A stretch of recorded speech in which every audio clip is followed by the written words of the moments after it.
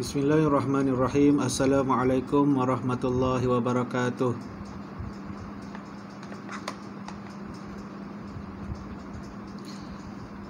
Alhamdulillahi rabbil alamin. Wassalatu wassalamu ala ashrafil anbiya'i wal mursalin wa ala alihi wa sahbihi ajma'in.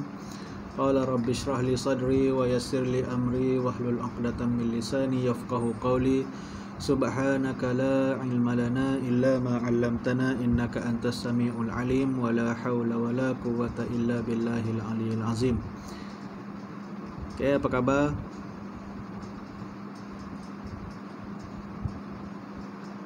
Sihat Okay, bagus. Alhamdulillah sihat. Okay, tajuk yang kita akan bincang pada hari ini ataupun kita akan tengok pada hari ini adalah amanah tonggak kesejahteraan. Amanah tonggak kesejahteraan. Okay, ini pelajaran yang ke-28 dalam bidang akhlak Islamiah, pendidikan Islam tingkatan 1. Okay, kita tengok terlebih dahulu kita tengok apa yang dimaksudkan dengan amanah. Okay, amanah pada bahasa bermaksud tunai janji. Amanah pada bahasa bermaksud menunaikan janji. Okay.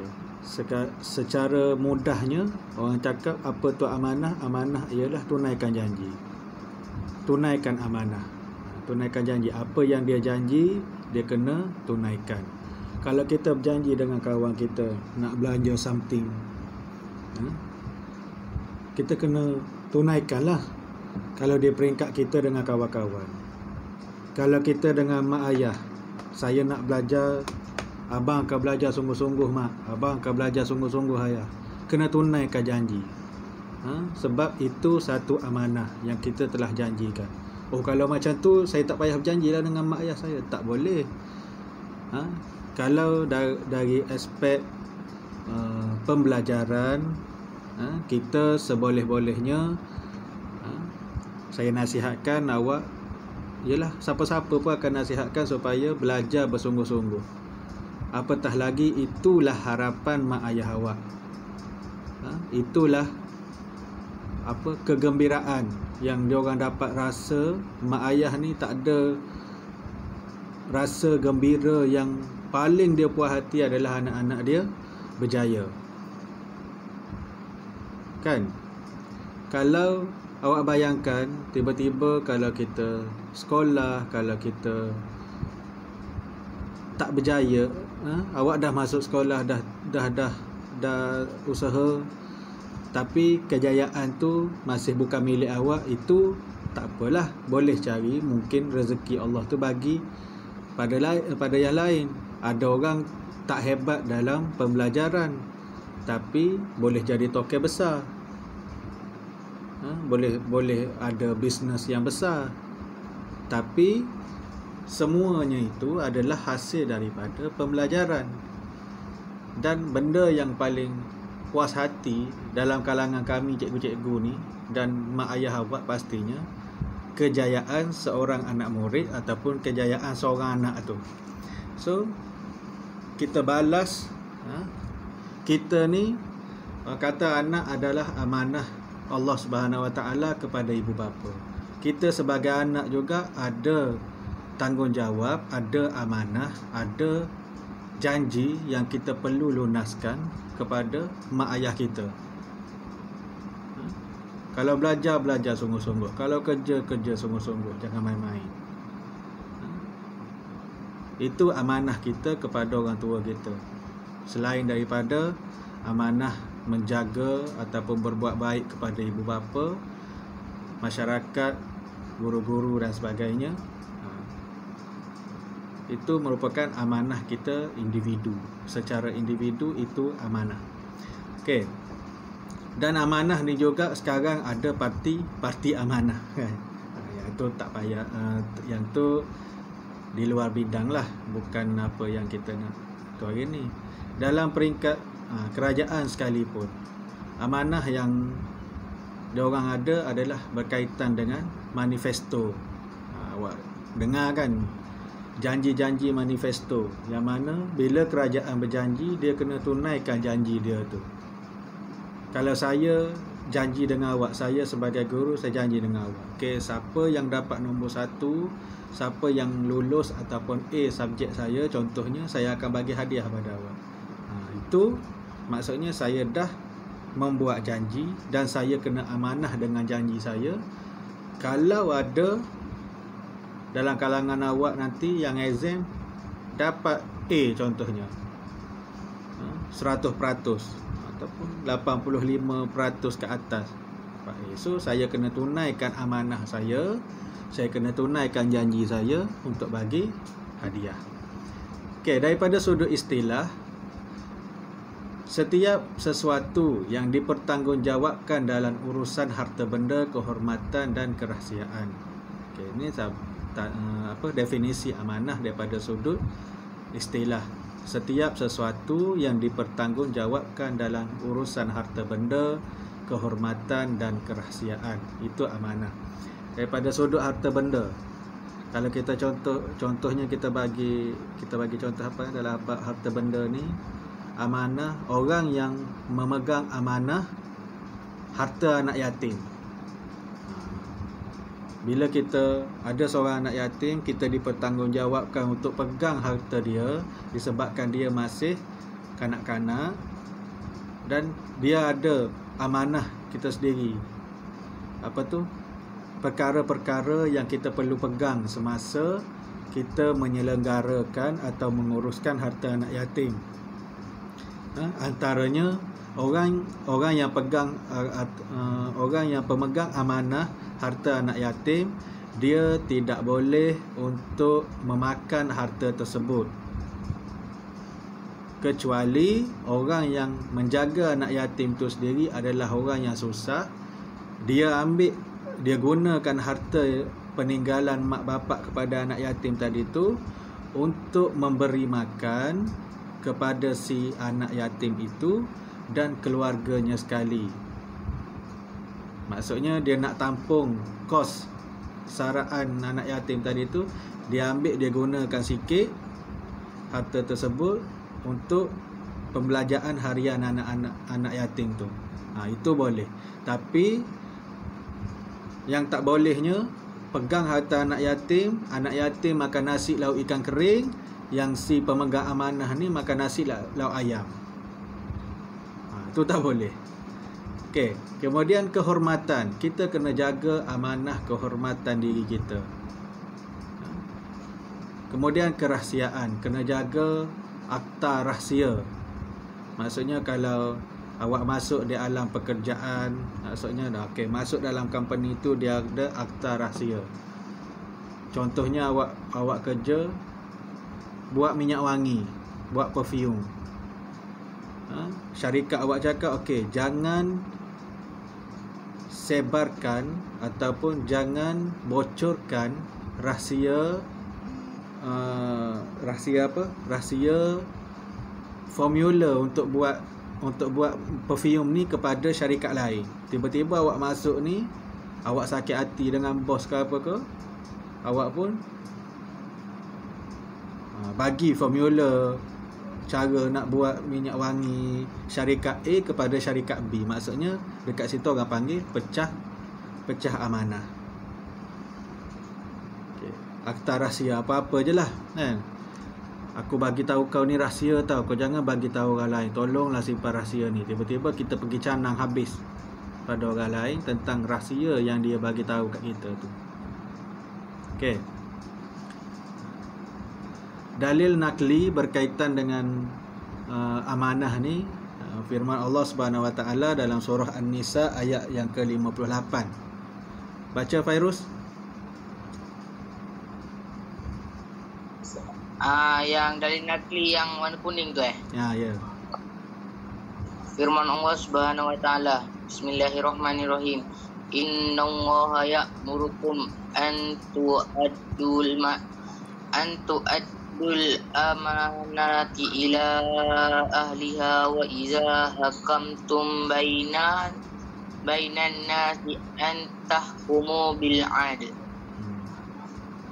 Nak terjemahan sekali ya Ustaz? Ya. Sesungguhnya Allah Subhanahu Wa Taala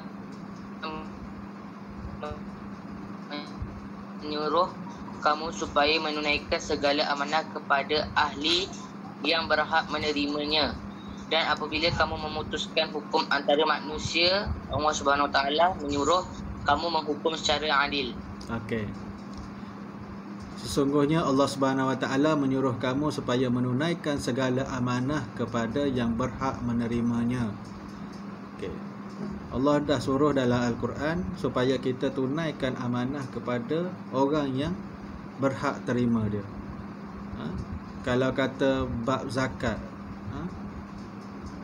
pusat zakat diamanahkan untuk mengagihkan harta-harta kepada orang yang berhak menerimanya. So dia akan carilah mu'allaf, dia akan cari fakir miskin, dia akan cari orang yang berjuang fisabilillah, dia akan cari orang yang belajar. Itu maksudnya menunaikan amanah kepada ahli dia. Kemudian Allah kata lagi, apabila kamu nak menghukumkan sesuatu ke atas di antara manusia, maka hukumlah secara adil. Jangan berat sebelah. Okey, dalil nakli yang kedua, Nafis baca Nafis. Hadis.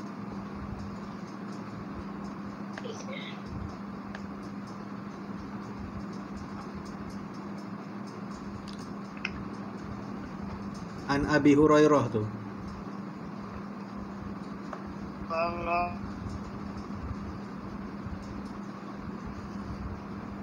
Lain awak tak okey ke?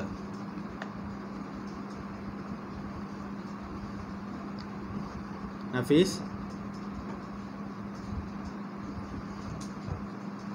Nafis kat kampung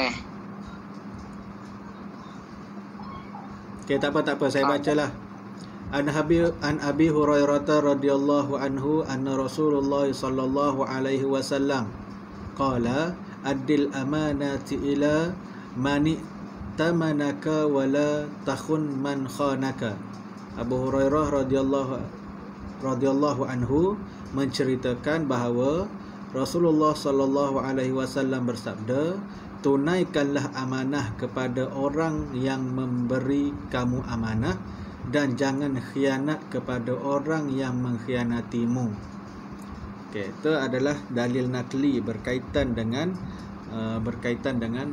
amanah. Okey.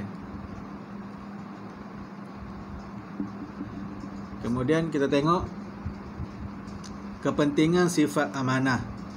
Kenapa pentingnya sifat amanah ni? Yang pertama, pengurusan yang baik dan lancar. Okey, baca keterangan dia, Fairuz. Ya, pengurusan baik dan lancar tu Ya. Ya, okey. Pengurusan yang bersih daripada sebarang rasuah dan penipuan akan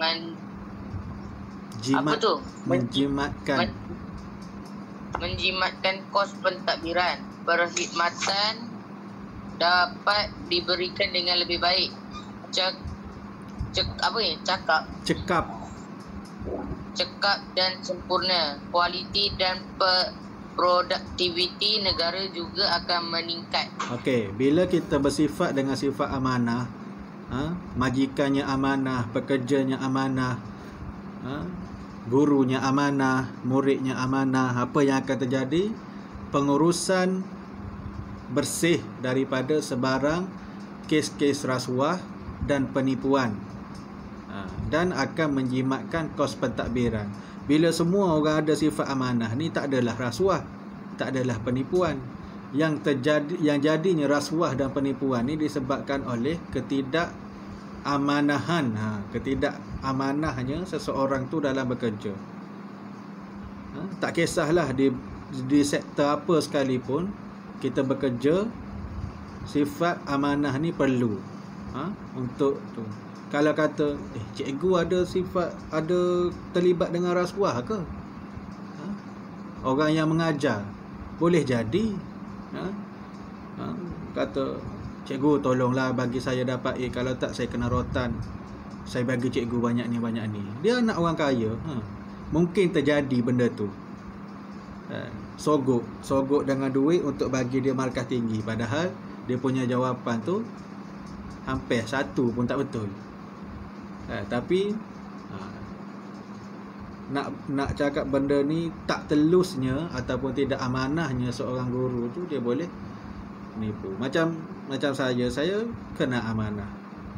So saya kena pastikan awak belajar dalam keadaan awak faham apa yang dia ajar. Kalau saya ajar something kan, lepas tu saya cakap suka hati kau lah, nak faham ke tak nak faham ke, aku dah ajar. Dia bukan macam tu. Sebab tu saya di setiap kali saya habis mengajar satu-satu tajuk, saya akan tanya, awak faham ke tak faham? Kalau tak faham, tolong tanya. So then kalau awak tak tanya, saya anggap awak faham lah. Saya dah lepas lah. Sebab saya tanya, awak faham ataupun tak faham. So kalau awak tak faham dan awak buat faham, itu awak yang tak amanah dengan diri awak sendiri. Awak tak faham, tapi awak tak apalah, malas lah, bising lah cikgu ni, buat faham je lah. Lepas tu bila exam tak boleh jawab, tak faham, cikgu pula yang kurang, cikgu pula kurang ajar, padahal cikgu dah ajar habis dah. So kita kena amanah. Amanah kita dengan orang, amanah kita dengan diri kita sendiri. Okey, yang kedua, kenapa pentingnya sifat amanah ni dipercayai dan disenangi. Orang yang amanah mudah dapat kepercayaan ramai.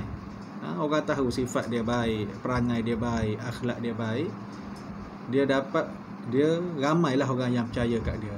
Hal ini dapat dilihat pada diri Rasulullah yang sangat dipercayai dan disenangi oleh masyarakat Arab jahiliyah sejak sebelum kerasulan baginda. Sayyidatina Khadijah tengok Nabi, dia terus percaya pada Nabi dengan akhlak dan sifat Nabi tu. Lepas tu Sayyidatina Khadijah ni dia tawarkan Nabi untuk jadi peniaga dia, ataupun orang yang bawa barang dagangan dia ni pergi berniaga. Dan disebabkan sifat amanah Rasulullah ni, maka perniagaan dia tu jadi bertambah maju di bawah kelolaan baginda Rasulullah sallallahu alaihi wasallam. Okey, kalau kita tengok kan, sifat amanah ni boleh menguntungkan. Orang akan percaya, orang akan senangi kita. Boleh tengok dalam diri Rasulullah tu, kita boleh tengok antara contoh-contoh yang lain. Rasulullah, orang tanya pendapat dia berkaitan dengan peletakan balik Hajarul Aswad. Yang mana dia orang masa tu dia orang alihkan Hajarul Aswad tu sebab nak baiki Kaabah. Bila nak letak balik, dia orang bergaduh. Kabilah ni cakap aku yang paling berhak. Kabilah aku yang paling berhak nak pindahkan Hajarul Aswad. Kabilah ni cakap, wahai bukan kau, aku yang paling layak. Terusnya dia orang kata, okey, tak apalah, kita tunggu. Esok pagi, siapa yang paling awal masuk ke dalam kawasan Kaabah ni, kita akan putuskan dia yang akan bagi keputusan siapa yang paling layak di antara kita ni. Kemudian ditakdirkan oleh Allah Subhanahu Wa Taala Nabi Muhammad yang orang yang pertama yang memasuki kawasan Kaabah pada masa tu. Dan baginda pun cakap, okey, dia letak kain dia kan, yang dia letak kain tu ada 4 penjuru, keempat-empat kabilah tu berkongsi untuk angkat batu tadi menggunakan kain baginda, kemudian diletakkan Hajarul Aswad tu ke tempat asal dia. So orang percaya pada Nabi Muhammad sallallahu alaihi wasallam. Sekalipun mereka tidak beriman, mereka tetap mengamanahkan barang berharga untuk disimpan oleh baginda sallallahu alaihi wasallam. Maksudnya baginda ni adalah orang yang sangat memegang amanah dan tidak khianat orang dia. Okey. Kemudian yang ketiga, pentingnya bersifat amanah ni ialah tanda orang yang beriman. Tidak sempurna iman seseorang yang tidak memelihara amanah, orang yang mengkhianati amanah tergolong dalam kalangan orang yang munafik. Wa iza tumina khana, dalam hadis ayatul munafiku salasah, kan kita dah belajar dalam subjek usuluddin hari tu, sifat-sifat sifat-sifat orang munafik. Bila diberi amanah dia khianat. Okey, orang yang munafik dijanjikan seksa azab neraka jahanam oleh Allah Subhanahu Wa Taala. Kemudian satu lagi, sifat amanah ni penting kerana mudah melintas di titian sirat. Dekat akhirat nanti kita akan ada, selepas perhitungan ditimbang amalan baik dan buruk tu, kita akan melalui titian siratal mustaqim, yang mana titian ni bermula daripada sini. Di tengahnya, kalau titian tu macam satu titian, di bawah dia ni ada neraka, di penghujungnya adalah syurga. Tu titian sirat. So kalau kita tak berjaya nak sampai ke hujung ke syurga tu, kita akan terjatuhlah ke dalam neraka. Okey, orang yang menjaga amanah mampu melintas titian sirat dengan lancarnya tanpa sebarang halangan. Orang yang menjaga amanah ni boleh biasa je, dia pergi je, dia lintas dengan biasa, tak ada halangan. Dan kita tahu orang yang melintas titian siratal mustaqim ni ada macam-macam bentuk. Ada yang sebatas kilat, ada yang berjalan, ada yang berlari, ada yang merangkak, ada yang mengesot dan sebagainya. So kita pilihlah nak yang mana. Nak yang hebat, yang lancar, kena jaga amanah. Okey. Kemudian kita tengok amanah, cara mengamalkan sifat amanah dan implikasi tidak beramanah. Okey, cara yang pertama, amanah terhadap diri. Cara mengamalkan sifat amanah terhadap diri ni, yang pertama, mematuhi suruhan dan larangan Allah. Amar ma'ruf nahi mungkar, melakukan apa yang disuruh oleh Allah dan meninggalkan semua larangan Allah. Okey, ini amanah terhadap diri. Yang kedua, memelihara penampilan diri. Memelihara penampilan diri juga amanah terhadap diri sendiri. Maksudnya kita kena bersih, kita kena berketerampilan, kena jaga diri. Kalau sakit kena berubat. Kemudian berdisiplin dan mematuhi peraturan. Kita kena jadi orang yang berdisiplin untuk kita amalkan sifat amanah ni. Jadi orang yang berdisiplin, jadi orang yang mematuhi peraturan, walaupun peraturan tu dianggap remeh bagi kita.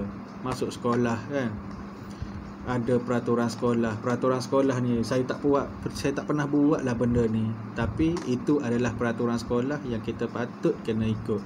Dekat rumah lain, dekat sekolah lain, dekat tempat awam lain, dekat masjid lain peraturannya. Dan kita kena jadi orang yang disiplin mengikut di mana tempat kita berada. Yang seterusnya, bersungguh-sungguh dan rajin. Kita kena amanah terhadap diri sendiri dengan bersungguh-sungguh dan rajin. Daripada aspek apa sekalipun, awak seorang pelajar, awak kena bersungguh-sungguh belajar, kena rajin belajar.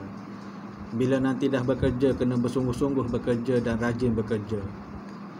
Bila masa melakukan ibadat, kena bersungguh-sungguh dan rajin membuat ibadah kepada Allah Subhanahu Wa Taala. Okey, kesan daripada, implikasi atau kesan daripada seorang individu tu tidak beramanah, tak ada sifat amanah dalam diri sendiri. Yang pertamanya, menjejaskan iman. Yang kedua, tidak diredai oleh Allah Subhanahu Wa Taala. Yang ketiga, dan yang paling kita tak nak lah, semua tu kita tak nak, menjejaskan iman, tidak diredai Allah dan hilang kepercayaan. Yang ni paling kita takut. Allah tak redha tu orang lain tak nampak, menjejaskan iman orang lain tak nampak, tapi bila kita hilang kepercayaan orang ramai ni, orang nampak benda ni. Sebut je nama dia tu, tak payahlah bagi, aku tahu perangai dia macam mana. Orang pula tolong buka aib kita. Itu yang bahaya. Bila kita tak ada amanah untuk dalam diri sendiri, orang pun takkan percaya pada kita. Sebut nama dia je pun tak payahlah nak angkat dia tu jadi pemimpin. Kan habis projek-projek semua dapat kat dia, dapat kat keluarga dia. Macam tu lah kalau kita tak ada sifat amanah. Okey, yang seterusnya amanah terhadap keluarga. Cara nak mengamalkan sifat amanah ni kena taat kepada ibu bapa. Ini berkaitan dengan keluarga. Taat kepada ibu bapa, buat baik kepada ibu bapa, bertanggungjawab terhadap amanah keluarga. Kena ada sifat tanggungjawab kepada amanah keluarga. Kalau kata ayah awak cakap, okey, ni ayah amanahkan supaya anak-anak ayah jagalah sekian-sekian benda ni. Kereta ayah ni jangan jual, dapat dekat anak habis dijualnya harta dekat rumah tu. Kereta, TV pun jual kan. Betul. Tak ada sifat amanah terhadap harta keluarga. Menyayangi adik-beradik, kena sayang adik-beradik, memastikan adik-beradik melaksanakan segala perintah Allah dengan sempurna. Kena ada sifat tolong-menolong, sifat nasihat menasihati dalam kalangan kita adik-beradik. Nampak abang kita melencong ke tempat lain, dah melencong dah sikit, dulu rajin solat sekarang tak rajin, kita tegur, supaya dia tu kembali ke landasan yang benar. Dan itu adalah amanah kita. Kita yang wajib tegur dia, sebab dia adik-beradik kita. Kita orang yang paling rapat dengan dia, membesar sama-sama kan. Okey. Kemudian kesan daripada kalau kita ni tidak ada sifat amanah terhadap keluarga, yang pertama menjadi anak derhaka. Takut ni kan. Mencemarkan nama baik keluarga. Hubungan kekeluargaan akan menjadi renggang. Dah kita tak ada amanah, adik-beradik pun tak percaya kat kita, hubungan akan jadi renggang lah. Melahirkan anak yang tidak mengenal budi ibu bapa, anak tidak mengenal jasa kan. Dibenci oleh adik-beradik, adik-beradik pun benci kalau kita tak ada sifat amanah. Macam mana? Kita je yang selalu curi duit mak ayah dan sebagainya. Kita yang ada barang tu sikit jual, ambil barang abang jual, ambil barang kakak jual. Kita guna, usahkan jual, guna tanpa minta izin pun dah kita tak ada sifat amanah lah. Okay. Kemudian amanah terhadap masyarakat. Okey. Amanah terhadap masyarakat ni kita boleh tengok cara nak mengamalkan dia. Menghormati jiran, kena hormat pada jiran sebelah. Jiran ni macam mana? Orang yang tinggal berdekatan dengan rumah kita. Hak jiran adalah 40 belah kiri, 40 belah kanan, 40 depan, 40 belakang daripada rumah kita tu. Dan kita kena hormat. Dan jiran ni pula ada 3 kategori. Kategori jiran yang pertama, jiran yang ada 3 hak, iaitu hak keluarga, hak sesama Islam dan hak jiran. Yang mana jiran jenis tu adalah jiran yang dia jiran kita, tinggal berdekatan dengan rumah kita dan dia ada pertalian keluarga dengan kita. Contohnya sebelah rumah awak pakcik awak, tu dia akan ada 3 hak jiran. Kita kena hormat dia sebagai jiran, kena hormat dia sebagai ahli keluarga, kena berbuat baik dengan dia, jangan bergaduh dengan dia. Kemudian jiran yang kedua, jiran yang ada 2 hak, iaitu jiran yang ada hak sesama Islam dan hak jiran. Kita kena hormat dia sebagai saudara kita sesama Islam, dan kita kena hormat dia, buat baik dengan dia atas dasar dia tu adalah jiran yang sebelah rumah kita, yang berdekatan dengan rumah kita. Dia jiran kita. Dan hak jiran yang ketiga, jiran yang ada 1 hak sahaja, iaitu dia ada hak jiran sahaja, yang mana jiran yang ini adalah jiran yang Dia tinggal berdekatan dengan rumah kita, tapi dia bukan saudara kita dan dia bukan saudara se-Islam dengan kita. Maksudnya jiran daripada bangsa lain lah, tapi still lagi kena hormat dia sebagai jiran. Jangan dia lain bangsa dengan kita, kita pun buat endah tak endah, buat dia tegur pun tak jawab, tak boleh. Okey. Kemudian menghormati guru.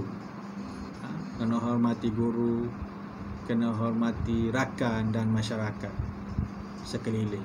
Kita kena jagalah peribadi kita tu supaya jadi orang yang baik dengan masyarakat, dengan rakan-rakan.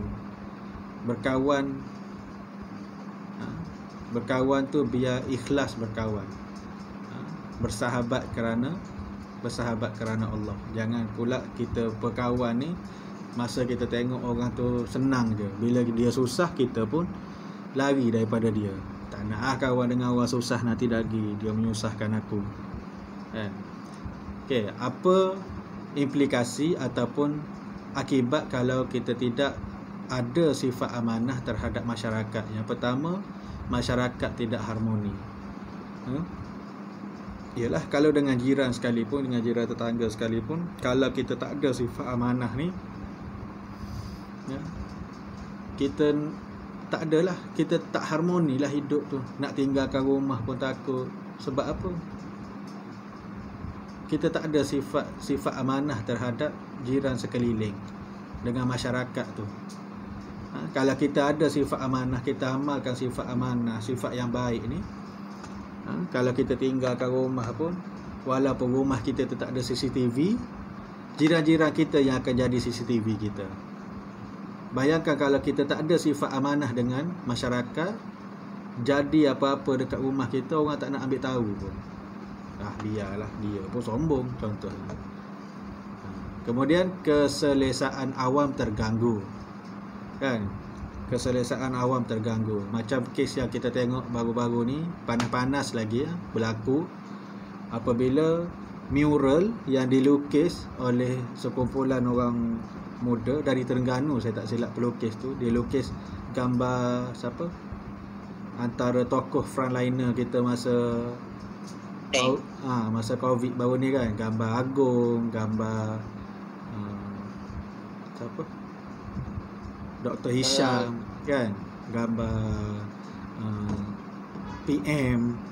Lepas tu dia pergi conteng. Conteng pula dengan dia conteng tu satu hal, lepas tu dia tulis pula benda-benda yang tak benda-benda yang kesat lah, bodoh ke apa ke yang ditulis tu, macam-macam. Maksudnya keselesaan awam terganggu sebabkan orang yang menconteng tadi tu tak ada sifat amanah dalam diri dia tu. Tak boleh tengok orang buat benda cantik, tak boleh tengok orang buat benda yang tu, ada je benda yang dia nak, tak ada amanah lah tu. Vandalism kan, beli spray cat tu, pergi conteng. Kalau makin cantik tak apa, ini orang dah buat cantik, dia conteng. Lepas tu tulis lagi guna cat tu kan.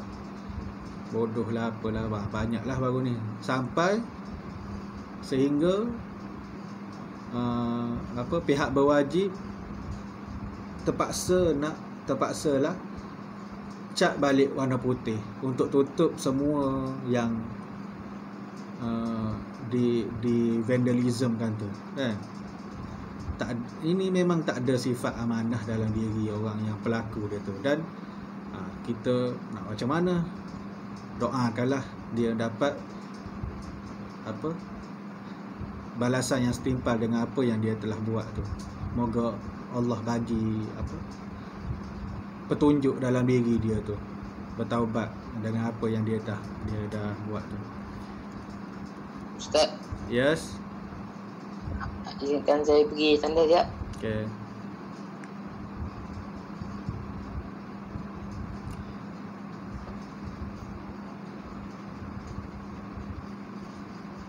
Okay, wallahu alam bisawab. Assalamualaikum warahmatullahi taala wabarakatuh. Kita jumpa di perkongsian yang lain ataupun di kelas yang lain. Assalamualaikum warahmatullahi taala wabarakatuh.